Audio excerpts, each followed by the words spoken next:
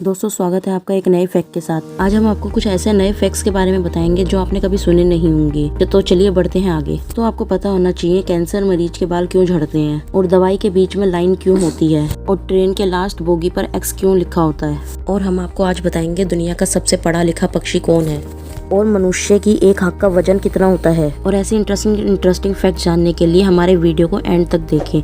और हाँ गाइस, अगर आप हमारे चैनल पर नए हैं तो प्लीज़ हमारे चैनल को सब्सक्राइब जरूर करें। हाँ दोस्तों, हम आपको बता दें कैंसर मरीज के बाल क्यों झड़ जाते हैं। कैंसर मरीज को ठीक करने के लिए डॉक्टर कीमोथेरेपी दवाई का उपयोग करते हैं। कीमोथेरेपी कैंसर कोशिकाओं को तेजी से नष्ट करता है, और उस दवाइयों का असर शरीर पर भी होता है, जिससे बाल झड़ जाते हैं। दोस्तों, क्या आप जानते हैं दवाई के बीच में एक लाइन होती है, वो क्यों बनाई जाती है। वह टैबलेट 1000 mg की है और डॉक्टर ने आपको 500 mg लेने के लिए कहा, तो आप उसे आधा करके ही खाएंगे, जो कि आपको वह लाइन आधा करने में साथ देगी। यही कारण होता है कि टैबलेट के बीच में लाइन होती है। दोस्तों, आपने ट्रेन की बोगी पर एक्स जरूर देखा होगा।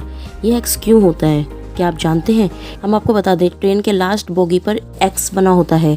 इसका मतलब होता है ट्रेन का आखिरी कोच, जिसे देखकर रेलवे के कर्मचारी पता कर लेते हैं कि पूरी ट्रेन जा चुकी है। आपको बताते हैं दुनिया में एक पढ़ा लिखा पक्षी भी है जिसका नाम पुक है, जिसके शब्दकोश में 1728 शब्द है। दोस्तों, आपको बता दें मनुष्य की एक आंख 7.5 ग्राम की होती है। तो आज के लिए बस इतना ही। अगर आपको हमारी वीडियो अच्छी लगी हो तो लाइक, शेयर एंड सब्सक्राइब जरूर करना। तो मिलते हैं हम अपनी नेक्स्ट वीडियो में। Bye bye.